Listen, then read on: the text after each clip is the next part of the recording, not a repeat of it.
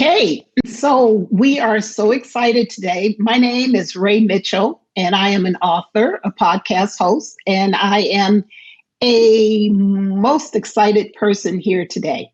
And this panel discussion is going to send you in a whole new different direction and thinking about how words matter and how do we deliver what the readers want in this age of reckoning with race and racism. And I want to take this time to thank my panel members who are sharing their insights and their expertise with you. We have a really, really exciting panel, and I want to step back as the moderator so that they can step forward as the panel of experts. And what we promise to do today is to share some knowledge, keep you entertained, and give you a reason to rethink what you think about culture and this new experience of reckoning with racism. How do we define culture? And we're going to narrow our focus. So my promise to you is we will get to the point, leave you with some insights, and invite you to come back for more. So with that, I am going to allow the panel members to give you their words that matter. And we're just going to go in straight order, and then we're going to do a deep dive into what we're talking about. So let's get started. And I want to start with you, Joey. Tell me something, give me some words, and tell me what we think is going to be the most exciting thing we're going to hear from you today. Words that matter for me: husband, father, writer, and boy, lately neighbor. With the pandemic going on, I live in a neighborhood with a lot of older people who need a lot of help, and so reaching out. What you're going to hear from me today is, I think, primarily how writing can help you figure out who you are, what your place is in the world, and how you can channel that energy of discovering who you are into then helping a reader potentially figure out who they are as well. Okay, great. And so, John, welcome. And give me some words and tell me something exciting so that our audience can be as excited as I am. I'm John D Simone. I'm a writer, editor, of course, husband, and I write historical novels. At least I've tried to write historical novels that dig into the past conflicts, particularly here in California, and so that's what I've mainly been focused on in the last 10 years. Great, Liem. Share some great stuff about yourself with us today. Oh, we're having a little problem hearing you. You're muted. So, I am so sorry. Thank you. I'm honored to be here. Can you hear me now? We can hear you. Excuse me, you are speaking. Go ahead. Thank you. I would say that in my childhood, my favorite hobby was reading, followed by drawing. So I'm a lover of all things art, books, cultural, and of course travel, which sadly it's limited right now. And I would say today, also I'm the founder of Little Lion. We have an interactive platform for wellness, inclusion, and leadership building. But the words that really come to mind for me right now are impact versus intent. And I think that's very appropriate for what we're talking about today. And I also want to leave the readers rethinking the word diversity, which tends to be a very polarizing word right now. I want us to embrace the word diversity, diverse perspectives, backgrounds, genders, demographics, viewpoints. I think that's a positive. And there's a lot of evidence that points to when you have a diverse anything, that's always beneficial. So that's what those are my words for today. You're great. And now Mary unmuted herself. So we're doing well, panel. We're really doing well. Hi, Mary. How are you doing today? Everybody. Good to be here. I'm Mary Jacobsen. I've always had a life going in 25 directions, and that's probably still true.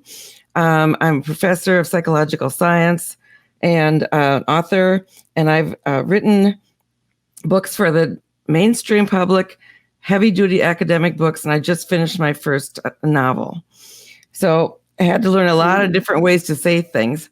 But I think what I would like people to know is that my career as a clinical psychologist, before I was in academia, is really about helping people figure out who they are and then embracing it and shining. So my whole thing is about identifying and bringing out high potential in everybody. And I'm also a big fan of people's own voices. So when I write, my nonfiction is full of stories from amalgamations from real people who were my clients. So they ring home with people who read them. Excellent. And Sharon, you're last on the list, but of course you are not last in our hearts. Oh, thanks. And actually, you used one of the words. I'm going to share a phrase that's my mantra. And it's touch the heart to change behaviors. And my parents were from very, very different backgrounds. And when I was 12, they made a purposeful decision to move us to a neighborhood that was predominantly African-American and Hispanic. And we actually weren't welcome in the neighborhood. We had our yard set on fire several times, our home and my parents' business vandalized. But I was 12. I just wanted to fit in and know who I'd sit by on the school bus. And our family lived there for 30 years. And what it taught me is that we're all more similar than we are different. And so that whole understanding has carried me throughout my life. It led me to the path to be the chief diversity officer at Walmart. And then I've been an author since then. And I focused on memoir and on immigrants and helping people tell their authentic story when they feel that they need help with that. And that's what I'm very passionate about. But I always feel that if you can touch people's hearts, you can change their behaviors. Wonderful. So at this point, I want to share with you the excitement of this panel. And this is a group of professionals that come from a lot of different directions, but we meet up in the middle. We're authors, we're concerned about voice, we're concerned about sharing authentic stories.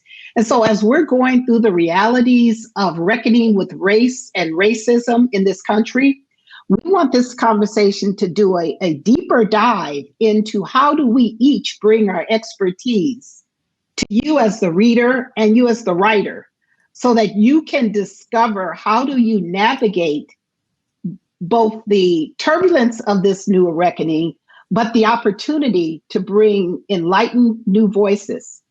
And so I want to start with a focus point on some difficult issues. And I want to talk about the issue about who gets to tell the stories. When we think about the notion of cultural appropriation or one group telling the story of another person, there's both opportunity and there's a challenge.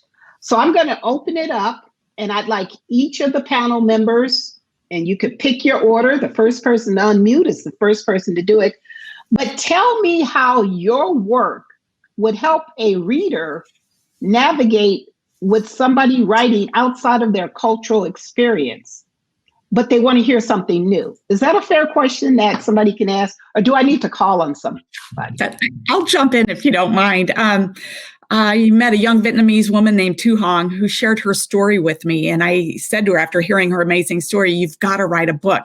And she said, I've been searching for somebody who can help me. And I think prize number one is if the person themselves tells the story, right? I think that's the most authentic. You don't run into issues of cultural appropriation.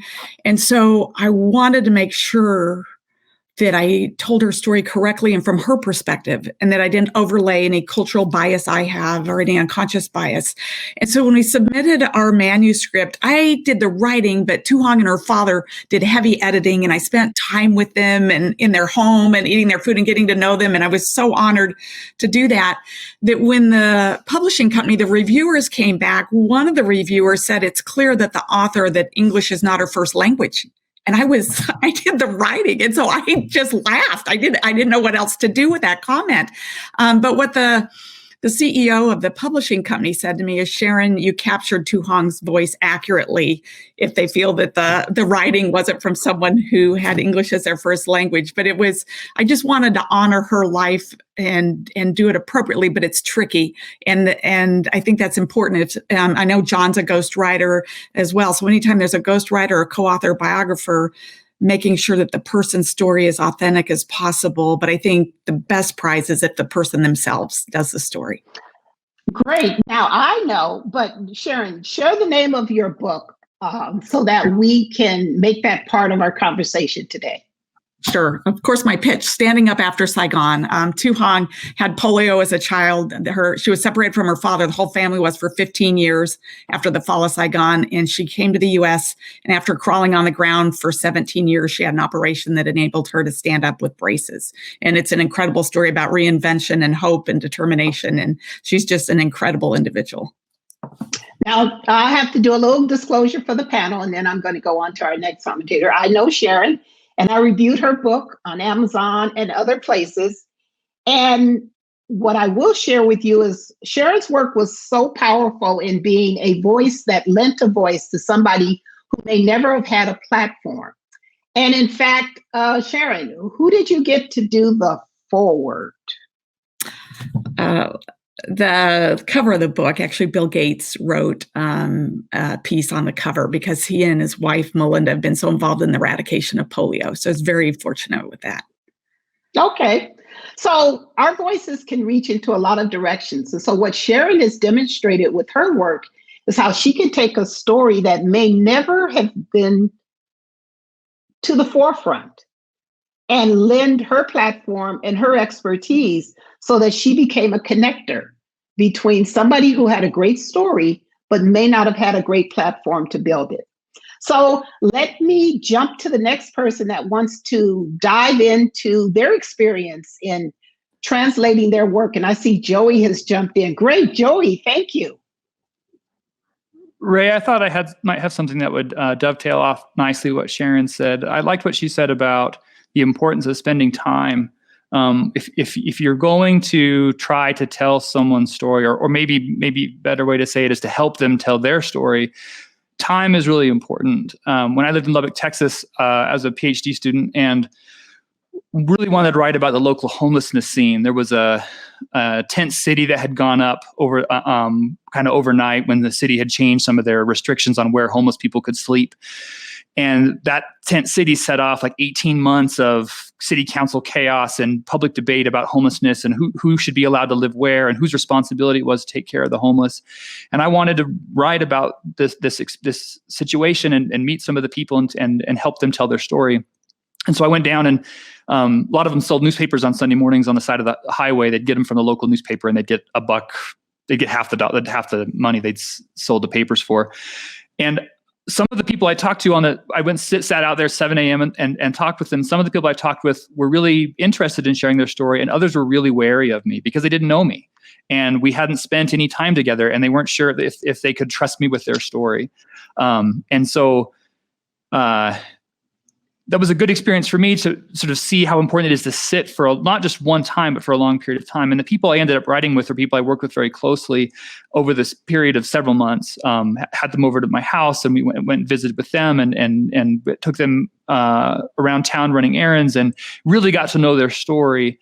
And then told them, listen, I want to write about this experience and write about you and be open and upfront about what it was important for me to be open and upfront about my intentions as an author, but also to make sure that they had the opportunity to voice their whole story and ask them lots of questions. So I think spending a lot of time with people, that if you're going to help them tell their story, that's really, really important. That's a great point. I'm going to take a moment, and I'm going to go a little off schedule, but I want to turn to Liem, because Liem has a interesting perspective and contribution in her work as a diversity and inclusion expert. And I think this would be a great way to tie in some of Sharon's points and some of Joey's points with this notion of how do we navigate this notion of diversity and inclusion in this whole creative sphere, but not turn it into a dissertation that could override the story itself. So share with us your notion of how the words can have impact, but at the same time be a part of the story. Well, I want to kind of just take a moment here and just think about words in general. I mean, the headline for this panel is Words Matter. And I think we start by really taking that into account. Words have an impact, and they can have a positive impact if we use them appropriately, in terms of bringing the diverse viewpoints that the readers are looking for, the writers bringing the authentic voice of the person whose story we're telling. And I think when I think about this, it's to take a pause and think about the words that are written, spoken, read, but even in thought. Take a moment to think about the words that we're thinking, and then take a pause back. And I want to take it back to this concept of impact and intent. So whatever is intended, even if the intent is to tell an authentic story from the perspective of everyone and to be inclusive, sometimes that impact doesn't translate. And I think that's the thing that we really want to take into account if we really want to address the diversity inclusion issue. I do want to bring up a statistic. I happen to have a research and a data analytics background. I don't want to make it about quotas, but I do think it's something that as we look at this on a holistic level, we do have to take into consideration the numbers. So for example, the Pulitzer Prize, I think since 2014, not a single Pulitzer Prize in fiction has been awarded to a woman. And again, I'm not saying, hey, it's got to be equal men, women, or they, but the fact that none have been awarded to women is it's something to take into consideration. I don't think the award, the judges meant to not give it to any women, but that's the impact, for example. And so I'm going to leave it there. Just it's I don't want to go too broad, but I think that sort of ties it back to what we're addressing here today. Okay, I have a question on that, but I want to turn to make sure that we hear from John and Mary, or Mary and John. Whichever of you unmute first, it's fine with me. John. Yeah, and speaking of diversity, I spent the last 5 years researching a novel idea I had set in Central California around Cesar Chavez and the grape strike. And I had kind of been awakened to this story when I was teaching freshman English. And we read a series of essays on the uses of nonviolence.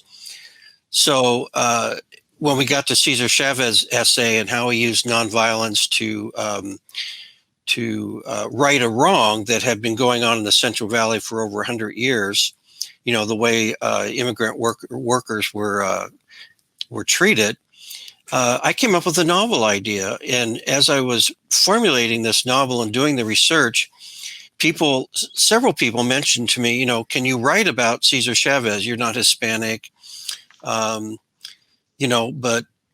I really honestly didn't give much thought to it. This idea of cultural appropriation.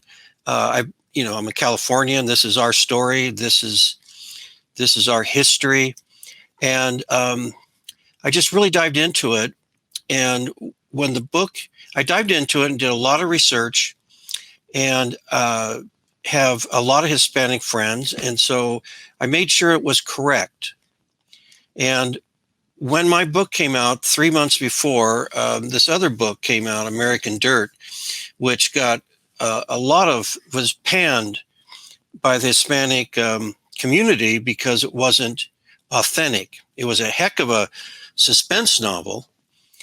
And subsequently, I was very, very concerned how my book would be received. And the week before the book came out, my wife and I had a chance to sit down with Cesar Chavez's son for lunch, Paul Chavez, up in the Central Valley. And he was very excited about the book. And he said to me, it's very accurate. It's very honest. And others who work closely with Cesar Chavez have emailed me and said, you're right on. You did it right. There's nothing in here that's inaccurate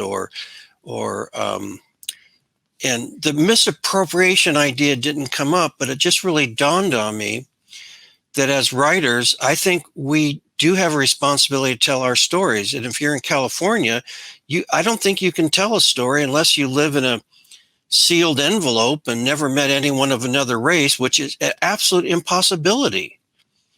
So our stories are going to include people from all races. And it's incumbent upon us to do our research and get it right. And if you get it right, I don't think people have anything to complain about, because these are important stories. So anyway, that's my take on cultural appropriation. I think it's totally appropriate as writers to write the stories that are important to us. And of course, if they don't include people of other races and other classes and other sexes, I don't think they're legitimate stories. And that's my point of view. Okay, I want to hear from Mary, and then I have a follow-up question to anyone on the panel and perhaps everyone on the panel. But Mary, now you have a very interesting, first, congratulations on finishing your novel. I'm jealous. Well, I'll let you know if it goes anywhere. It's in front of a few agencies right now, so we'll find out. So it only has a chance to grow up.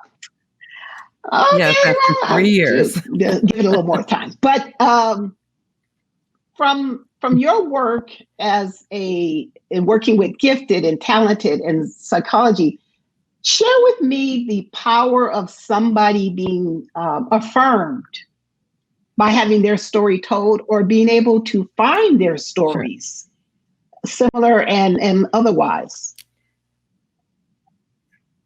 Yes, that's a perfect lead in. First, I want to admit that I am a very proud word nerd. When I wasn't skiing or playing tennis as a kid or doing something outdoors, I had my face in the dictionary. And fortunately, I had a mother who didn't think that was particularly weird. But I just loved words and the turn of a phrase and all that kind of thing. When I was doing clinical work in St. Paul, Minnesota, we drew from a community where 92 different languages are spoken. It was extraordinarily diverse. And I had to learn how to work for some of it through a clinically trained interpreter, which is very difficult. One of the first things I learned was actually in psychology, it's called the Worfian Hypothesis, which is that people can't think about a concept, they can't think about it and talk about it or put words to it if they don't have the concept to think about in the first place. And I found that to be true when I worked with certain groups of people from rural areas in Laos and Cambodia, who there was no, for the most part, there was no Americanized concept of mental health and all of those kinds of things. So the concept had to be explained before we went any further. But what I found there was words mattered, and they really mattered when you're going through an interpreter, and it gets these layers. But I had an opportunity to work with all these different people, and my practice started narrowing into gifted and talented people, like it was supposed to happen, because I didn't advertise for that. And I worked with them, individuals and families, for about 5 years. And they kept saying, well, where is this information? Because what when they would come to my office, what they needed was validation. They needed somebody to say, well, of course you're like that. Of course you feel like that. Because most of them have spent their entire lives being told by other people how they are and how they should be. And instead of who they actually are and can be. And so I had all these wonderful stories that got all mushed up in my head. And I kept looking. I looked for 2 years for something written for gifted adults, and I went to all the conferences. What I realized is everything that had been written was all for the gifted education community. Almost 99% of it. There was no book written on the lived experience of gifted adults, as if once they graduated from high school, they got hit in the head and they weren't gifted anymore. And so my question to some of my colleagues in gifted education was, how do you know if you're doing the right thing when you don't check with the adults later to see if it all worked? So they kept asking me for the material, and I couldn't keep pointing them to academic articles because that just wasn't what they needed. So I finally just thought, well, dang, I'm going to have to write the thing because nobody else is doing it. And it gave me an opportunity to weave together information that they needed to counteract all the misconceptions about themselves, learn how to say, yes, exactly, I'm like that. Thank you very much for noticing. And then to put in stories, I think the best nonfiction is loaded with good stories. And I could bring them in from all different kinds of points of view because I'd been around all those people. And one of the things that I think I wanted to share with writers and readers is sometimes you get surprised. I wrote this book assuming it would be, and of course, assumptions are usually not the greatest thing. I wrote it assuming it would be an American or maybe Western Europe book. And it was printed in Spanish. But I have had people contact me for the last 15 years from every continent except Antarctica.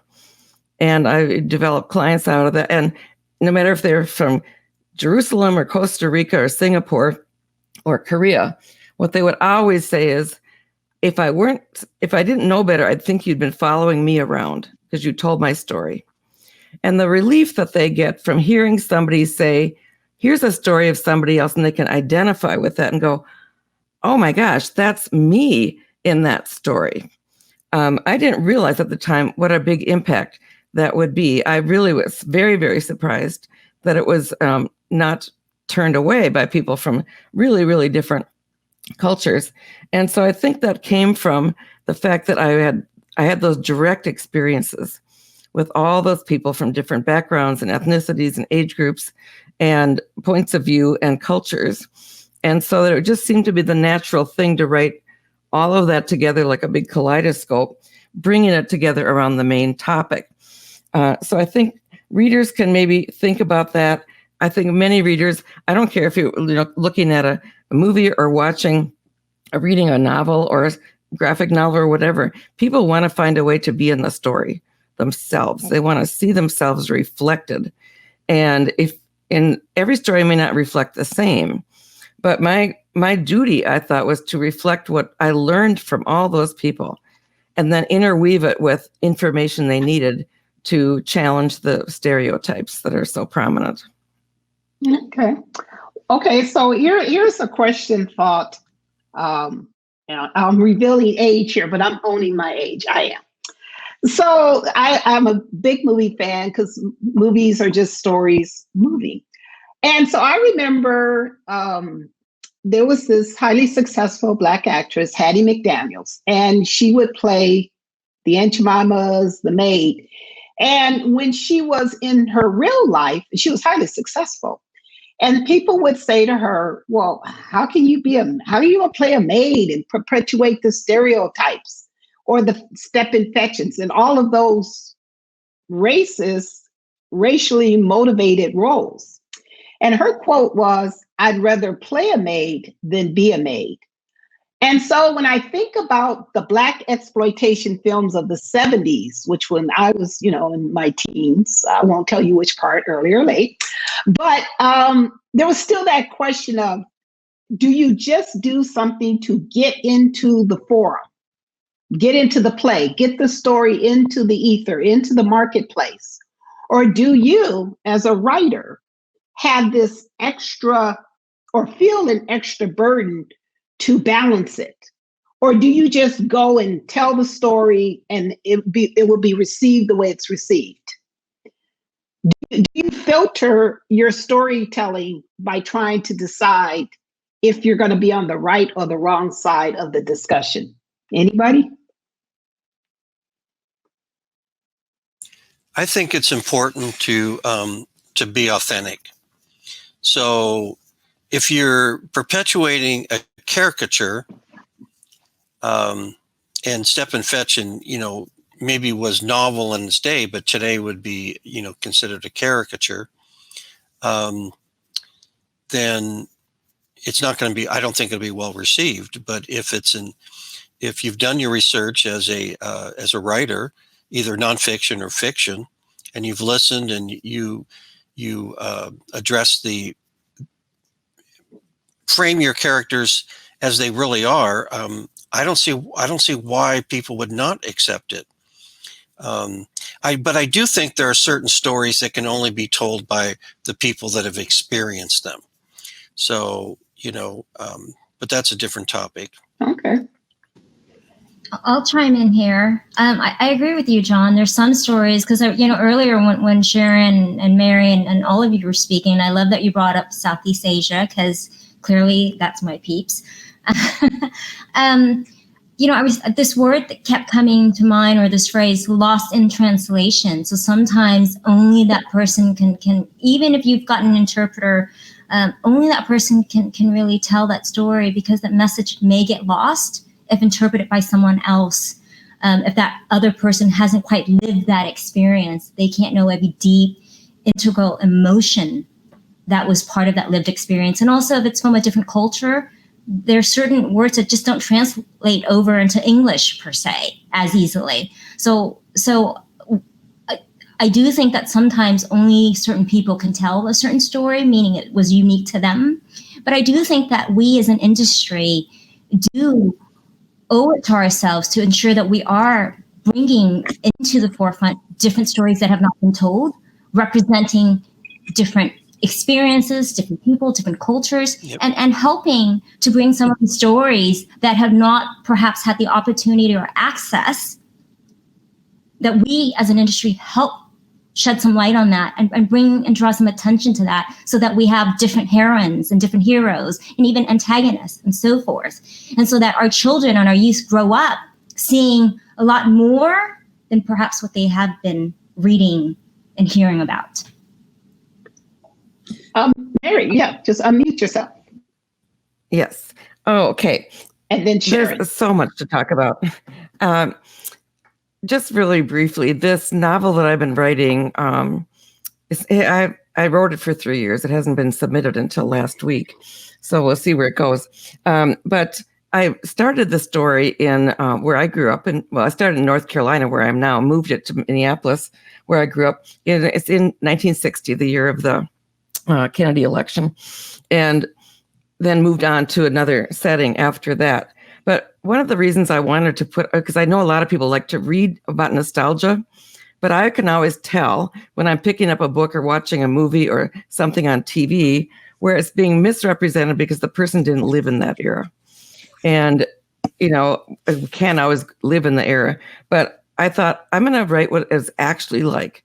What girls were like in that period, what they did, what they talked about, what the music was, some of the struggles they faced. And I found that was really interesting because I had to be careful to not lapse into the standard biases that were existing so blatantly at the time. And that's been a really interesting thing for me to go through, to realize even within a novel, I wanted characters that represented. So as the character goes on to another world, basically, the people there are way more diverse than the people on this planet. They are of every kind of thing you can imagine, and they get along very well in some of the areas, which shocked my character because she said, people in the South would have called the police. And I also found that this sort of happened. I never believed that stories write themselves, but I do sort of believe that because I developed a character. She's my third most important character, and she is blind, and she ends up being a sorceress in training and a mounted warrior. And so I loved writing her. So I think sometimes, we can bring into fiction diversity issues that can't be there very well in nonfiction. Plus, I don't have to put in any citations, which is fabulous. No footnotes. Sharon, you were up next. Yeah. When I was writing this book with Tu Hong, there's a lot of historical information I ended up cutting from the book, but it gave a lot of perspective. The president of South Vietnam was assassinated 3 weeks before JFK was assassinated.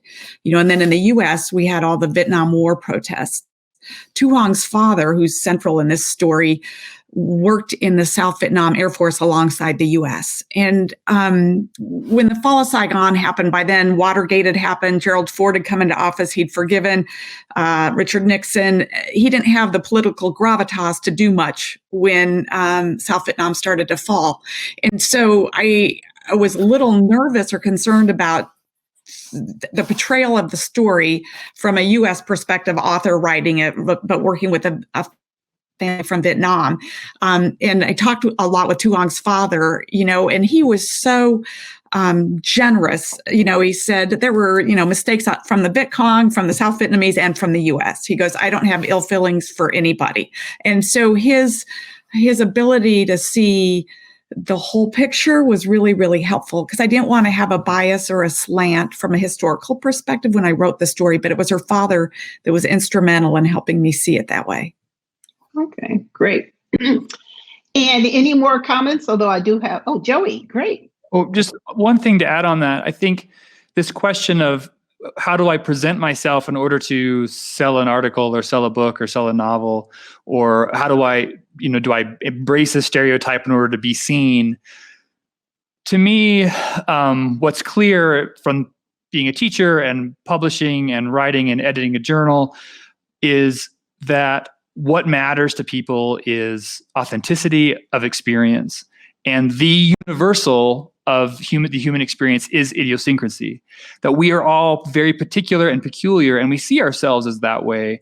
And so when I read something, I want to, whether it's nonfiction or fiction, I want that person behind the nonfiction or that character behind the novel to fully develop their idiosyncrasy on the page. And when I see that idiosyncrasy, then I see myself in, not we could have nothing in common, but because that character or that person in the book has revealed themselves so fully on the page, that creates a human connection.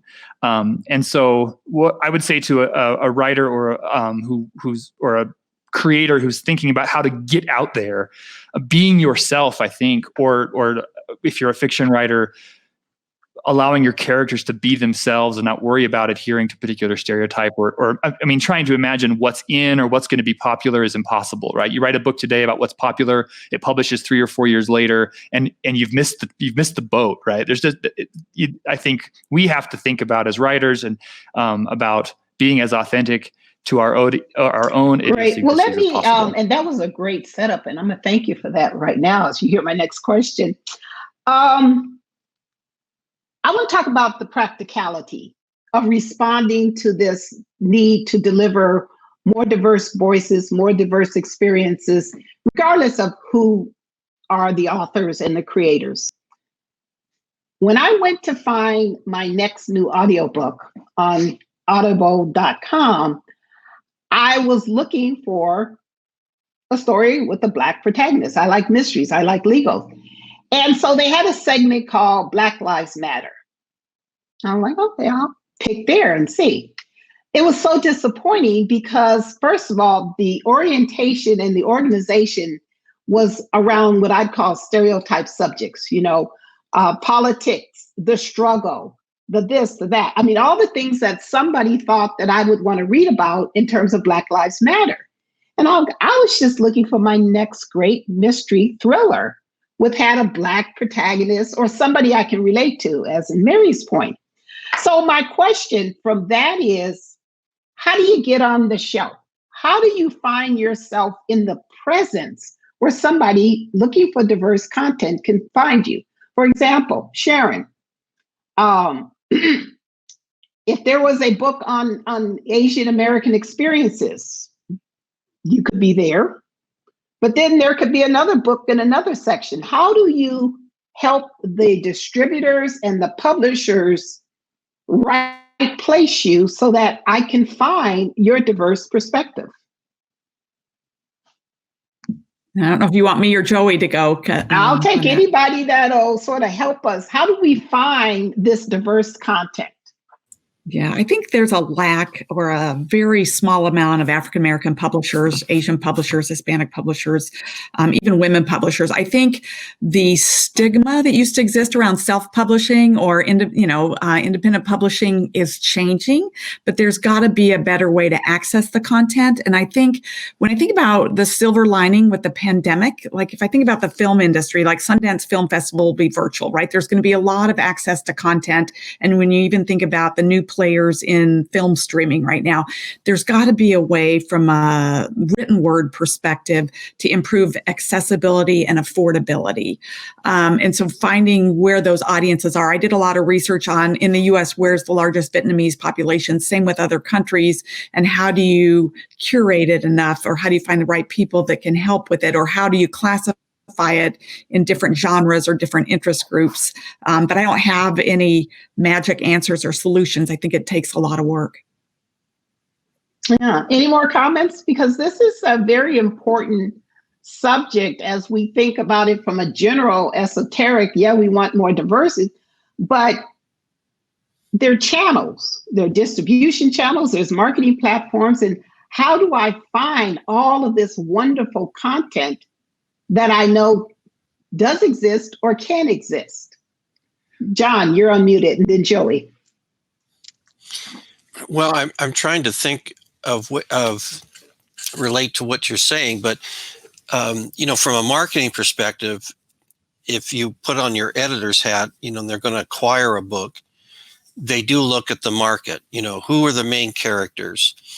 Who would most likely read these books? So if you're, I have never run across a detective. I don't read much detective novels, but I don't know about much detective novels with a Black character. Alex Cross, but Alex. Okay. Well, there you go. And written by James. He sells a lot of books. The one who writes the Alex Cross books. Right. And so there you go. You have a category already right at hand. You would just search Alex Cross and books like him or like that, and you would find your market. But for writers who are thinking of using a Black character as the main character, then you have a model. And James Patterson writes pure commercial fiction. He makes no pretenses about writing literary novels. So he has found a niche, and he's found a way to do it, and it gets on the bookshelves, and it's very successful. So I'm wondering if it was even the ethnic issue or the race that made him that made it readable or not readable. James Patterson is just a darn good writer.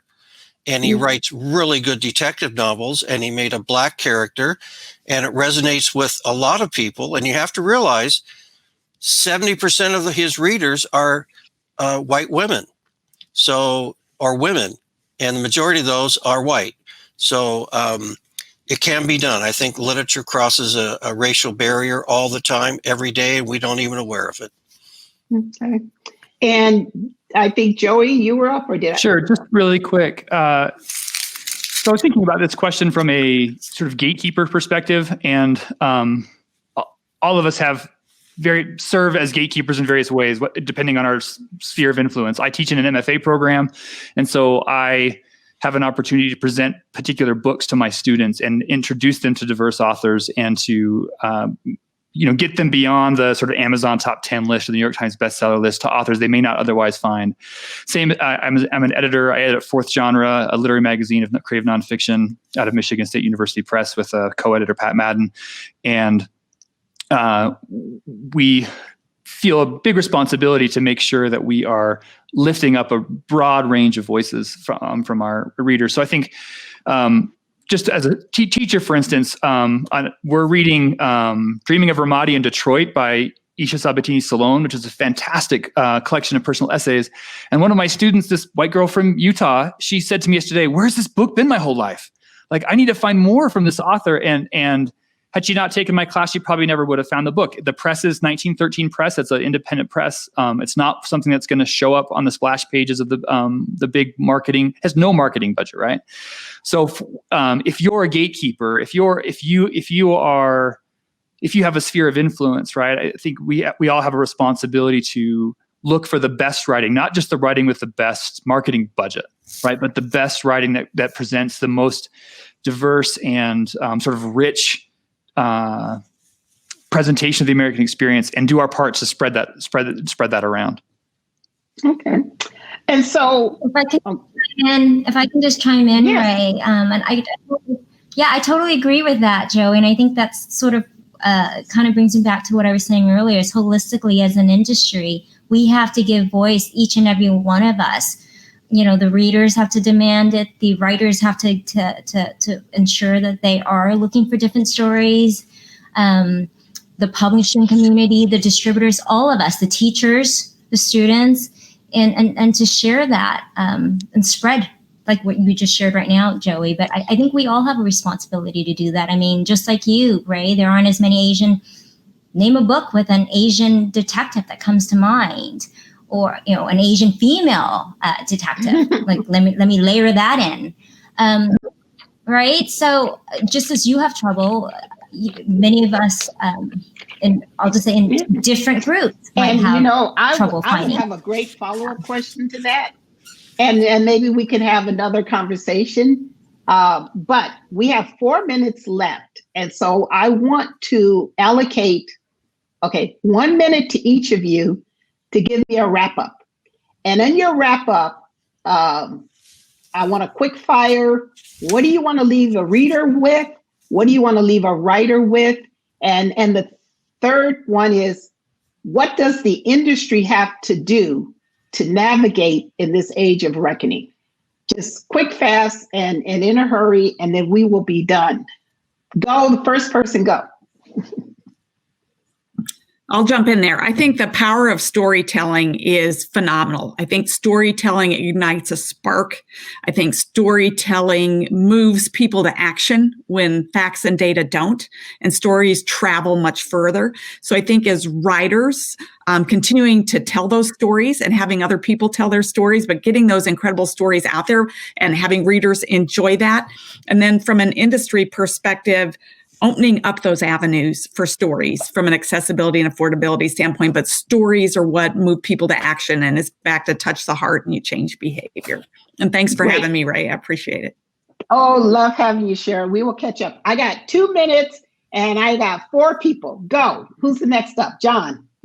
Yes, if readers want more diverse characters, they need to get beyond the bestseller lists and read widely and patronize these writers who are writing their authentic stories, because publishers respond to sales, period. Thank you, John. And up next, I see Mary's hand. Mary, we're good. We're going to beat the clock. We're going to do this. Okay, I'm going to talk. I could talk really fast. Okay, this is my new, this just came out 2 weeks ago. This is the new audiobook. Tell me that name quickly. So it's out in, The Gifted Adult, A Revolutionary Guide to Liberating Everyday Genius. And what I would say, I think for a lot of people who want to write, they really need to start with listening. And there's a thing in psychology and clinical work that I'll just pass on, that you don't tell people that you understand them. You don't say, I get it. When they are done and talking, they'll stop when they feel heard and understood. And then you'll know that you understand. And actually, I'm doing pretty good on this. Joey. I'll say real quick. Yeah, you bet. Yeah, you bet. Really quick. If you're a writer, we have to write ourselves toward the change that we want to see in the world. And if we're readers, then we have to read ourselves toward the change that we want to see in the world. And I'll just leave it at that. Okay. Liem. All right. Well, thank you. It's been a pleasure to be on this panel with all of you. I want to leave it and tie it back to just this crazy world and challenging time that we're living in. And so my message to the readers, the writers, the publishing community, to all of us is to use the power of words to have a positive impact, to unite us, to bridge the divide. That's what I want to leave. Thank you. Oh, now I have a little disclosure. I sort of have a little more time left for you guys. I just wanted to get that in just in case we were going to run out of time. So let's circle back. Okay, well, get me later. So let's circle back, and I'll give you, this time for real, I'd love to have each of you say out loud how somebody can follow up with you and on whatever issue you might want them to follow up with, whether it's your website, your book, your contact, or something, so that people can leave with some notions of hearing from you next. Who wants to go first? John. Yes, you can find me on Facebook, John D Simone author, on Amazon, The Road to Delano, stories about Cesar Chavez and the grape strike, and on the web, johnDsimone.com. I love it. I'm a Californian. I love hearing more and more stories about what makes us rich. Who's up next? Oh, now I have no talkers. Oh, no. Okay, I'll do this quickly. I think I'm in the mode of quick. Oh, Mary. Okay. The Gifted Adult is on Amazon and all the booksellers. It's been there for a long time. And you can find it in those 3 versions that it comes in. You can find me on LinkedIn. I'm not on Facebook. It's not my cup of tea.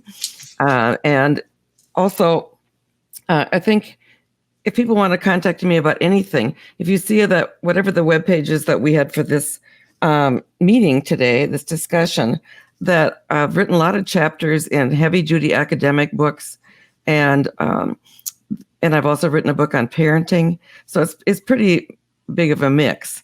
But if you look there, probably the best way is to contact me through LinkedIn, and I'll be glad to get back to you. Especially if you have ideas, if you want to tell me what you want in the next book, I'd love to hear from you. Oh, that's a great idea. Who's up next? I am down to 2. Now I'm down to 3. Sharon. Yep. I can be found on LinkedIn, Facebook, Instagram, Twitter, and then my website, SharonOrlop.com. And primarily, I'm interested in hearing from you, particularly if you'd like to have your story told and want any ideas or help or anything. I'm here for you. Thanks. Ooh, now that sounds enticing. If somebody's out there, I'd take her up on that. She's a powerful writer. And, okay, I still have Joey. Sure. You can find me on Twitter and Facebook and at joeyfranklin.com, where you can check out the new my second book. It's Delusions of Grandeur, American Essays, all about the intersection of big social issues in family life. I've got 3 boys, and I write about raising them and trying to stay happily married to my wife.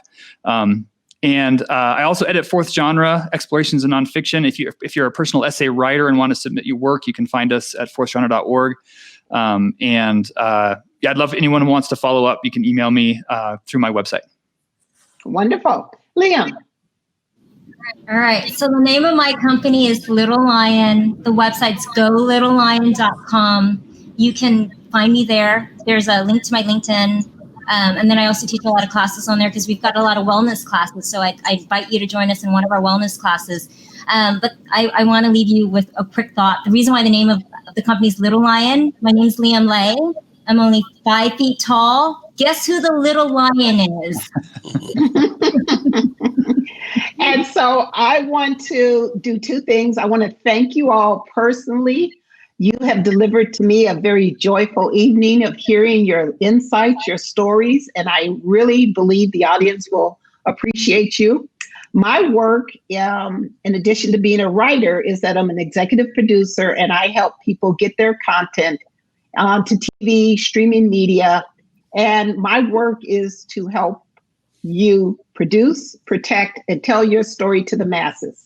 I'm an intellectual property strategist, and I help people with legal information and advice. I don't take on cases anymore. And I can be found at raymitchell.com. That's spelled Ray, R-A-Y-E, Mitchell.com. It'll take you everywhere else. And for anybody listening, I'm more than willing to give you 15 to 20 minutes of a free consult. No legal advice, but a lot of expert information. And my new book, that second edition of my book is coming, and it's called Invisible No More. I wrote and produced this one, and this one is about leading in turbulent times for Black women and girls. My original work was produced in 2018, and because of everything that's happened, I am doing a second edition, updating it, and this one is dedicated to Senator Kamala Harris Kamala Harris. I should know that. I've known Kamala for a long time. And Breonna Taylor. And my purpose is to bring together insights into what it is like as an African-American woman to navigate through Black Lives Matter, the healthcare crisis, COVID, Me Too, and everything else. So it's both a research work, but it's also just about surviving. And so I hope this panel will take you in a new, different direction. I hope this panel will make you think in a different way about your words so that you can continue to deliver great content to an audience that wants it and change the energy and change the industry. And if that is it, we really are out of time this time. Thank you all. I appreciate it. Thank you.